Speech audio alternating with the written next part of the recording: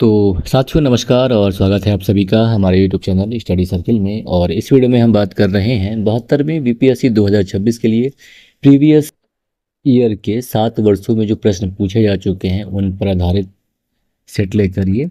और अगर हम विषय की बात करें तो सामान्य विज्ञान विषय है ये, और इसमें हमने 68वें बीपीएससी प्रारंभिक परीक्षा में जो प्रश्न पूछे गए थे उनको कवर किया है। देखें जो पहला प्रश्न है कि पदार्थ के एक रूप का कोई निश्चित आकार नहीं होता है लेकिन इसका एक निश्चित आयतन होता है। पदार्थ के इस एक रूप का उदाहरण है क्रिप्टन, मिट्टी का तेल, कार्बन, स्टील। इनमें से एक से अधिक या फिर कोई नहीं। सही विकल्प यहाँ पे बी हो जाएगा कि मिट्टी का तेल, क्योंकि इसका जो आकार है जहां रखेंगे वैसा हो जाता है लेकिन इनका जो आयतन है वो निश्चित होता है। सही विकल्प बी हो जाएगा। दूसरा प्रश्न है कि कुछ धातु ऑक्साइड अम्ल और क्षार के साथ अभिक्रिया करके नमक और पानी बनाते हैं, इन्हें उभयधर्मी ऑक्साइड कहा जाता है। उभयधर्मी ऑक्साइड के उदाहरण हैं एल्यूमिनियम ऑक्साइड और जिंक ऑक्साइड, एल्यूमिनियम ऑक्साइड और कॉपर ऑक्साइड, कॉपर ऑक्साइड और जिंक ऑक्साइड। एक से अधिक या फिर इनमें से कोई नहीं। सही विकल्प यहाँ पे ए हो जाएगा, एल्यूमिनियम ऑक्साइड और जिंक ऑक्साइड ये उभयधर्मी ऑक्साइड हैं। और तीसरा प्रश्न कि कौन सी गैस अपने ग्रीन हाउस प्रभाव से ग्लोबल वार्मिंग में योगदान करती है? Nitrous oxide, methane, carbon dioxide. एक से अधिक या फिर कोई नहीं। सही विकल्प यहाँ पे डी हो जाएगा कि ये जो एक से अधिक यानी कि जो तीनों गैस हैं ये ग्लोबल वार्मिंग में ग्रीन हाउस होने की वजह से योगदान करती हैं। तो सही विकल्प डी। अगला चौथा प्रश्न है कि अम्ल धातु कार्बोनेट से अभिक्रिया करके गैस मुक्त करते हैं कौन सा? Carbon dioxide, carbon monoxide, hydrogen. एक से अधिक या फिर कोई नहीं। सही विकल्प यहाँ पे ए हो जाएगा, कार्बन डाइऑक्साइड। अगला पांचवा प्रश्न है कि HOOCCOOH को कौन सा अम्ल कहा जाता है? ऑक्जेलिक अम्ल, एसिटिक अम्ल, कार्बोनिक अम्ल। एक से अधिक या फिर कोई नहीं। सही विकल्प ए हो जाएगा, इसे ऑक्जेलिक अम्ल या ऑक्जेलिक एसिड कहा जाता है जिसका फार्मूला H2O4C2 होता है। ठीक है, ऑक्जेलिक अम्ल। सही विकल्प ए हो जाएगा। अगला छठवां प्रश्न है कि आपको 3 परख नलियां दी गई हैं, उनमें से एक में आसुत जल है और अन्य 2 में से एक में अम्लीय विलयन तथा दूसरे में क्षारीय विलयन है। इनमें से किस में लाल लिटमस नीला हो जाएगा? अम्ल, क्षार, आसुत जल या फिर एक से अधिक या फिर कोई नहीं। सही विकल्प बी हो जाएगा कि क्षारीय विलयन में जो है लाल लिटमस नीला हो जाएगा। सही विकल्प बी हो जाएगा। अगला सातवां प्रश्न कि एसिटिक अम्ल की गंध किसके समान होती है? टमाटर, मिट्टी का तेल, सिरका या फिर एक से अधिक या फिर कोई नहीं। सही विकल्प सी हो जाएगा कि एसिटिक अम्ल की गंध जो है सिरका के समान होती है। आठवां प्रश्न कि शुष्क HCl गैस यानी कि शुष्क HCl गैस शुष्क लिटमस पत्र का रंग क्यों नहीं बदलती? सूखी HCl गैस की उपस्थिति में नीला लिटमस सूख जाता है। या विकल्प बी है कि H3O धनायन यानी कि हाइड्रोनियम धनायन अब आयन मौजूद नहीं होते, लिटमस केवल हाइड्रोनियम आयन की उपस्थिति में ही रंग बदलता है। विकल्प सी है कि HCl गैस निर्जलीकरण एजेंट के रूप में कार्य करती है। या इनमें से एक से अधिक या फिर कोई नहीं। सही विकल्प यहाँ पे बी हो जाएगा कि कोई हाइड्रोनियम आयन मौजूद नहीं होंगे, इसलिए क्योंकि लिटमस जो है केवल हाइड्रोनियम आयन की उपस्थिति में ही रंग बदलता है। ठीक है, तो आठवें का सही विकल्प बी। अगला नौवां प्रश्न है कि विषम का पता लगाइए। सीमेंट की सेटिंग, कोयले का जलना, फल का पकना। एक से अधिक या फिर इनमें से कोई नहीं। बताना कि इनमें से अलग क्या है, डिफरेंट क्या है। तो सही विकल्प यहाँ पे ई हो जाएगा, इनमें से कोई नहीं, क्योंकि जो तीनों हैं ये रासायनिक परिवर्तन के उदाहरण है। 10वां प्रश्न है कि हीरे और ग्रेफाइट के बारे में निम्नलिखित में से कौन सा कथन सही है या सत्य है?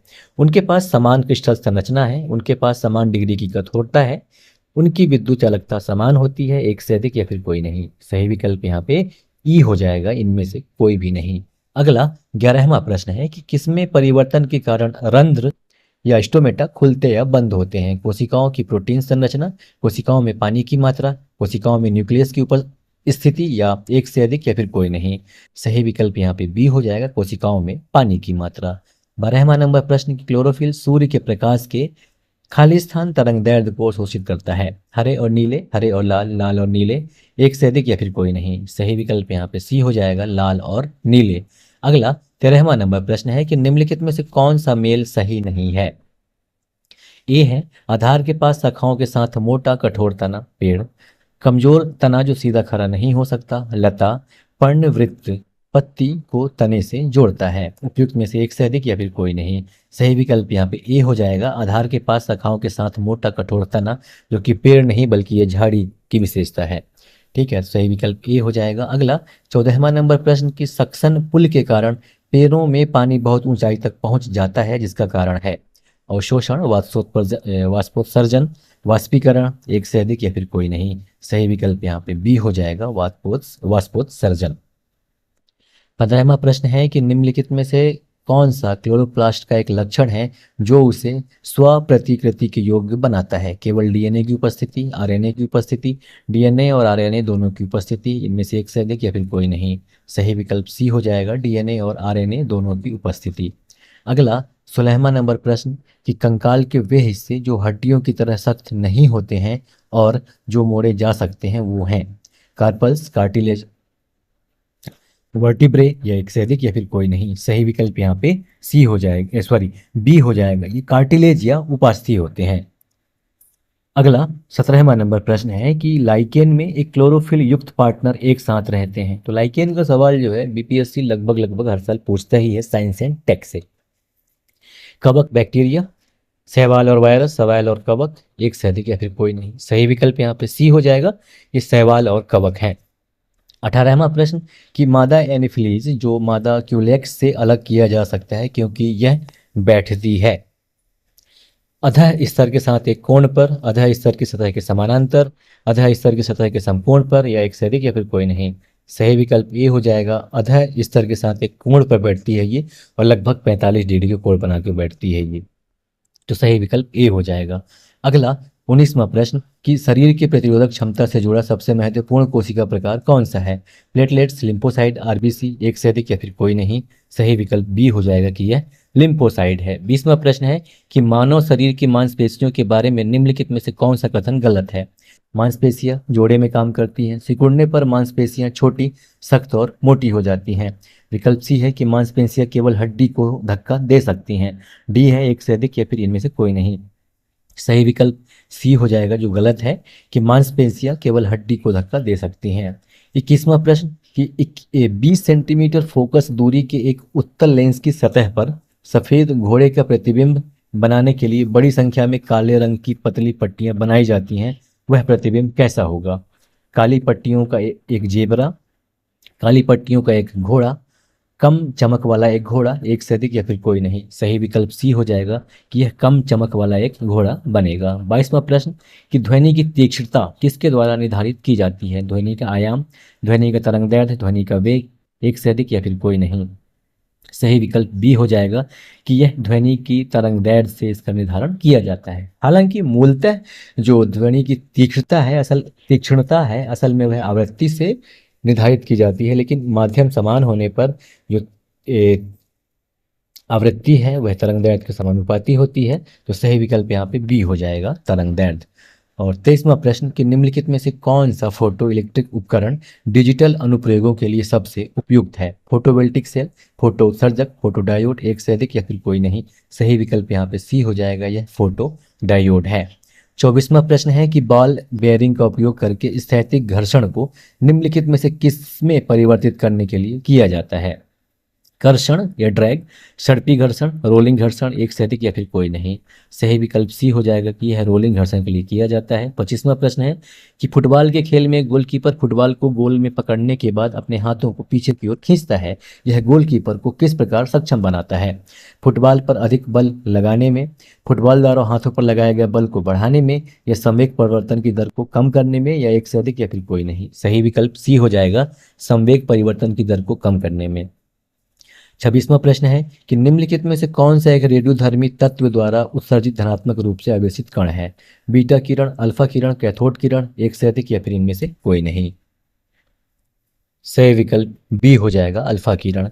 27वां प्रश्न की केंद्राभिमुखी बल किसके लिए जिम्मेदार है? वस्तु को वृत्ताकार पथ पर गतिमान रखने के लिए, वस्तु को सीधी रेखा के साथ उड़ाने के लिए, अंतरिक्ष में वस्तु की स्वतंत्र गति के लिए, एक से अधिक या फिर कोई नहीं। सही विकल्प यहाँ पे ए हो जाएगा, वस्तु को वृत्ताकार पथ पर गतिमान रखने के लिए जिम्मेदार है। अगला 28वां प्रश्न है कि निम्नलिखित में से किस ऊर्जा परिवर्तन में घर्षण बल शामिल होता है? स्थितिज ऊर्जा से ध्वनि ऊर्जा, रासायनिक ऊर्जा से ऊष्मा ऊर्जा, गतिज ऊर्जा से ऊष्मा ऊर्जा, या फिर एक से अधिक, या फिर कोई नहीं। सही विकल्प सी हो जाएगा, गतिज ऊर्जा से ऊष्मा ऊर्जा। 29वां प्रश्न है कि एक बस सीधे रास्ते पर चल रही है और अचानक दाईं ओर एक तेज मोड़ लेती है। बस में बैठे यात्री क्या होगा इनका? आगे की ओर गिरेंगे, बाईं ओर झुकेंगे, दाईं ओर झुकेंगे, एक से अधिक, या फिर कोई नहीं।